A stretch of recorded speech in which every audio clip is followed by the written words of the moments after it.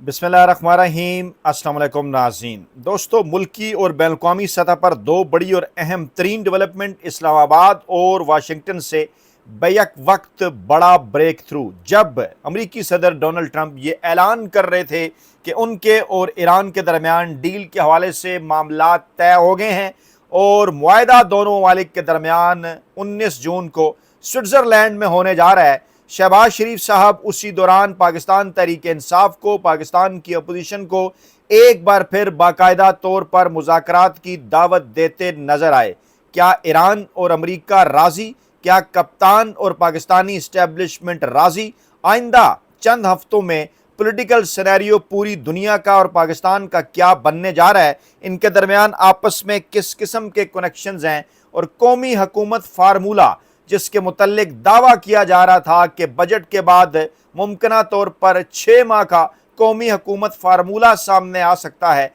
क्या इमरान खान साहब उस फार्मूले के ऊपर राजी हैं? इब्तदाई इतलात क्या पहुंची हैं उन मुलाकातों के बाद, जो कि मुबैना तौर पर ओवरसीज़ पाकिस्तानियों के एक ग्रुप की जानिब से की गई हैं? इस हवाले से तफसीलात आपके सामने रखेंगे और आपको ये भी बताएंगे कि क्यों गुज़श्ता 4 से 5 दिनों में किस तरह से दो तरह के पैगामात पाकिस्तान तहरीक इंसाफ तक पहुँचे और उसके नतीजे में फिर पाकिस्तान तहरीक इंसाफ की क़यादत ने क्या फ़ैसला किया और इमरान खान साहब से मुमकिना तौर पर पाकिस्तान तहरीक इंसाफ की क़यादत की कब मुलाकात हो सकती है। पहले बात कर लेते हैं अमरीका और ईरान के मामले की, और आगे बढ़ने से पहले मैं आपको याद दिलाना चाहूँगा, मैं आपको बताना चाहूँगा कि ऐसे कई बड़े एंकर, वेले कलम नगार और मुलाजम सहाफ़ी थे जो कि अमरीका और ईरान जंग के दौरान बार बार इस किस्म के पैगामात ट्विटर के ऊपर, सोशल मीडिया के ऊपर दे रहे थे कि अमरीका का मुकाबला ईरान नहीं कर सकता, अमरीका ईरान के अंदर रजीम चेंज कर लेगा, अमरीका ईरान का एटमी प्रोग्राम तबाह कर देगा, अमरीका ईरान का मिसाइल प्रोग्राम तबाह कर देगा। लेकिन इस वक्त सूरत हाल ये है कि सिर्फ़ और सिर्फ ईरान की जानिब से इस बात पर राज़ी होने पर कि आबनाए हुर्मज़ खोल दी जाएगी, ना सिर्फ अमरीका सरकार, ना सिर्फ अमरीकी सदर डोनाल्ड ट्रंप, बल्कि अमरीका के बगल बच्चे पाकिस्तानी दानिश्वर वो भी खुशी के शादियाने बजा रहे हैं। तो जनाब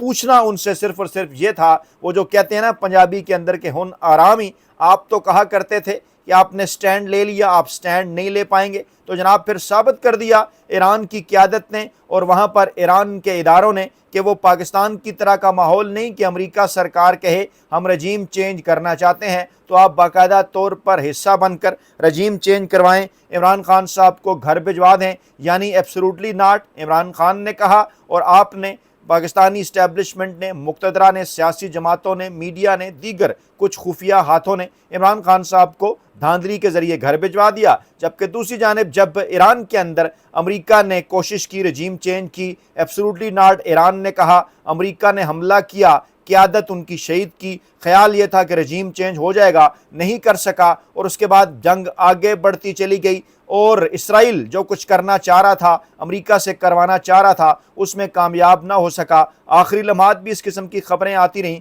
बल्कि ये अमन मुआहदे का ऐलान डिले भी हुआ चंद घंटे। जब अमरीकी सदर ऐलान कर चुके थे कि मुआहदा होने जा रहा है तो पता चला कि दोबारा से इसराइल ने महाज खोल दिया। ईरान फिर नाराज़ हो गया, डट गया, जवाबी हमले करने लगा। हमलों के दिफा में फिर अमरीका सरकार बीच में कूदा, मिन्नत तरले हुए, पाकिस्तानी क़यादत पहुंची और उसके बाद फिर ऐलान किया गया कि जनाब 14 जून को मुआहदे पर दस्तखत होंगे। 14 जून अमरीकी सदर की डेट ऑफ बर्थ, वो इस इवेंट को यादगार बनाना चाहते थे, लेकिन ईरान ने कहा ज़रा सब्र करें, अभी इसमें दरमियान में अभी कई मकामात बाकी हैं। और अब पहले शहबाज शरीफ साहब ने ऐलान किया, फिर अमरीकी सदर डोनाल्ड ट्रंप ने भी ऐलान कर दिया कि जिनेवा स्विट्ज़रलैंड के अंदर जनाब ये मामलात तय होने जा रहे हैं अमरीका और ईरान के दरमियान। इसी दौरान फिर खबरें आती हैं पाकिस्तान से कि शहबाज शरीफ साहब ने पाकिस्तान तहरीक इंसाफ की क़यादत को बाकायदा तौर पर मुज़ाकरात की दावत दे दी है। क्या मतलब हुआ इस बात का कि बैन अल-अक़वामी महाज पर जिसको पाकिस्तान की मौजूदा चुनतखब हुकूमत अपनी एक बहुत बड़ी कामयाबी गर्दान रही थी और ये कहती थी, समझती थी कि अमेरिका सरकार इस चुनतखब हुकूमत के पीछे है, आखिरकार उन्हें ऐसी क्या ज़रूरत पेश आ गई कि वो बराह रास्त मुज़ाकरात की बात करने लगे, एक बार फिर पाकिस्तान तहरीक इंसाफ को दावत देने लगे। इसके पीछे दो किस्म के पैगामात हैं और कुछ बड़ी डेवलपमेंट्स हैं, वो आपके सामने रखते हैं। चाहे सुहेल वड़ाइच हों, चाहे नुसरत जावेद हों, चाहे जनाब हफीज़ुल्लाह न्याज़ी हों इनकी जानिब से, चाहे इंसार अब्बासी हों, इनकी जानिब से कुछ पैगामात अपने मज़ामीन के ज़रिए, अपने तज्ज़ियों के ज़रिए पहुँचाए गए पाकिस्तान तहरीक इंसाफ की क़यादत तक और इमरान खान साहब तक जंग अखबार की सूरत। जी हाँ, इत्तलात ये हैं कि अडयाला जेल में इमरान खान साहब को जंग अखबार पढ़ने के लिए दिया जाता है और ये जो पैगाम रसान हैं, अस्करी पैगाम रसान इसलिए भी पैगाम रसानी करते हैं, ज़रा ये दावा करते हैं। तो जनाब कहा यह गया कि मौजूदा हुकूमत को घर भिजवाया जा सकता है, जुलाई से इसके ज़वाल का आगाज़ होगा। पै दर पे इस किस्म की तहरीरें सामने आने लगीं। उसके बाद कल के अखबार में ये तहरीर सामने आई, ये तज्जिया सामने आया इंसार अब्बासी साहब का कि अगर पाकिस्तान तहरीक इंसाफ पाकिस्तानी इस्टेब्लिशमेंट के साथ अपने मामलात को बेहतर नहीं बनाती, इस हुकूमत के साथ मुज़ाकरात का आगाज़ नहीं करती, अपने लिए सियासी रास्ता नहीं निकालती, तो मार्च 2027 में जो सेनेट ऑफ पाकिस्तान के इलेक्शन होने जा रहे हैं, उन इलेक्शन के नतीजे में पाकिस्तान तहरीक इंसाफ को बड़ा नुकसान हो सकता है। ये सिर्फ कोई धांधली या प्री पोल रिगिंग का मामला नहीं, इसको समझिए कि हर 4 साल के जो हर 3 साल के बाद जो है वो आधा सेनेट रिटायर हो जाता है, 50 के करीब अरकान, और उसके बाद जो नए सेनेटर्स आ चुके होते हैं, माफ़ कीजिएगा, जो नए अरकान असम्बली आ चुके होते हैं कौमी असम्बली में और चारों सूबाई असम्बलियों के अंदर, नए इलेक्शन के नतीजे में उनके प्रोपोर्शनेट के हिसाब से, उनके तनासब के हिसाब से सेनेट की हैत तब्दील हो जाया करती है। यानी इस वक्त जो सेनेट ऑफ पाकिस्तान है, इसको आपने समझना है। आज हम कहाँ खड़े हैं? 2026 के अंदर आज हम खड़े हुए हैं। इससे पिछले जो सेनेट इंतखाबात थे वो 24 फरवरी के इलेक्शन के आसपास हुए। उस वक्त क्या था, मामलात कुछ इस किस्म के थे कि जनाब पाकिस्तान तहरीक इंसाफ की वहाँ पर बेहतर अक्सियत थी, पुरानी नशिस्तें भी चल रही थीं। अगले आम इंतखाबात 8 फरवरी 2024 के आज़ाद उम्मीदवार ही सही, तादाद उनकी ज़्यादा थी। इस वक्त सूरत हाल मुख्तलिफ है, मखसूस नशिस्तें भी ले ली गईं, नाअहलियाँ भी कराई गईं, दीगर मामलात भी हुए, पार्टी पोजीशन नून लीग और पीपल्स पार्टी की बेहतर करा दी गई। अब सेनेट ऑफ पाकिस्तान के इलेक्शन के अंदर इस नई फॉर्म 47 का जो इनके पास मैंडेट है, इसके ज़रिए उन वो जो लोग जीत कर आए हैं चारों सूबाई असम्बलियों और कौमी असम्बली से, उनके ज़रिए अगर सेनेट के अंदर ये अपने अरकान की तादाद बढ़ा लेते हैं, पाकिस्तान तहरीक इंसाफ की अरकान की तादाद कम हो जाएगी, आगे चलकर ये सिस्टम में बिल्कुल पैक लग जाएगा लंबे अरसे के लिए। अगर पाकिस्तान तहरीक इंसाफ अगला इलेक्शन जीत कर भी आती है तो सेनेट ऑफ पाकिस्तान में उन्हें बड़ी रुकावट का सामना करना पड़ेगा। और इस वक्त जिस चुनतखब हुकूमत की 2/3 अक्सियत बना दी गई है कौमी असम्बली के अंदर, सेनेट के अंदर भी मार्च 2027 के बाद उसकी 2/3 अक्सियत बन जाएगी अगर पाकिस्तान तहरीक इंसाफ ने कोई सियासी रास्ता ना निकाला। और ये पैगाम इंसार अब्बासी ने अपनी तहरीर के ज़रिए दिया। गोया कि 2 किस्म के पैगामात आए। एक पैगाम ये कि अगर आप आएँ, हमारे साथ बैठें, दरमियानी रास्ता निकालें, आपस में हम मुफाहमत कर लेते हैं, उसके नतीजे में इनको घर भिजवा देते हैं, आपकी सियासी स्पेस क्रिएट करते हैं, लेकिन डायरेक्ट नहीं बल्कि पहले एक कौमी हुकूमत बनाकर उसके बाद इंतखाबात की तरफ जाकर ये पैगाम भिजवाया गया। उसके बाद इंतज़ार किया गया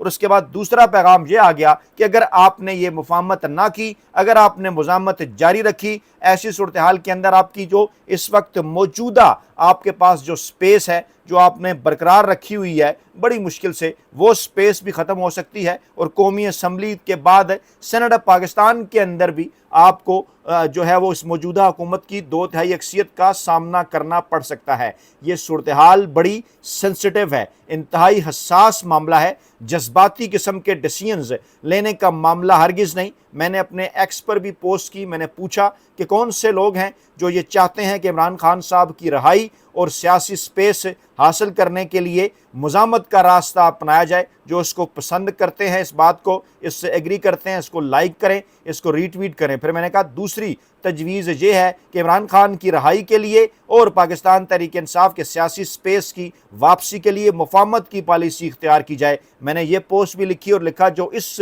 کو ترجیح دیتے ہیں اس آپشن کو، وہ اس کو لائک اور ری ٹویٹ کریں۔ ان کے نتائج میں اگلی کسی ویڈیو میں آپ کے ساتھ شیئر بھی کروں گا، لیکن آپ کو بھی میں دعوت دیتا ہوں کہ یہ دو آپشن اگر آپ کے پاس ہوں کہ کیا مزاحمت کے ذریعے عمران خان صاحب کو رہا کروا کر political space P T I کو واپس لینی چاہیے، اور یا پھر مفاہمت کے ذریعے عمران خان صاحب کو رہا کروا کر پی ٹی آئی کی پولیٹیکل سپیس واپس لینی چاہیے، کیونکہ اگر ناکامی ہوئی مزاحمت کے نتیجے میں تو اس کے بعد فروری 2027 کے جو الیکشن ہیں ان میں بھی جو سینٹ کے الیکشن ہیں ان میں بھی پاکستان تحریک انصاف کو بڑا نقصان ہو سکتا ہے۔ غور سے ان باتوں کو سوچ کر اس پر اپنی قیمتی رائے سے ہر صورت آگاہ کیجیے۔ اور اس وقت اطلاعات یہ ہیں کہ پاکستان تحریک انصاف کی قیادت کے ہاں بھی ان تمام تر معاملات کے اوپر سوچ بچار جاری ہے۔ ایک دھڑے کا یہ دعویٰ ہے کہ اگر ان کی عمران خان صاحب سے ملاقات کروائی جائے تو وہ عمران خان صاحب کو مفاہمت کی پالیسی کے اوپر راضی کر لیں گے۔ دوسرا دھڑا یہ دعویٰ کرتا ہے کہ اگر ان کی عمران خان صاحب سے ملاقات کرا لی جائے تو وہ عمران خان صاحب سے یہ بیان لے سکتے ہیں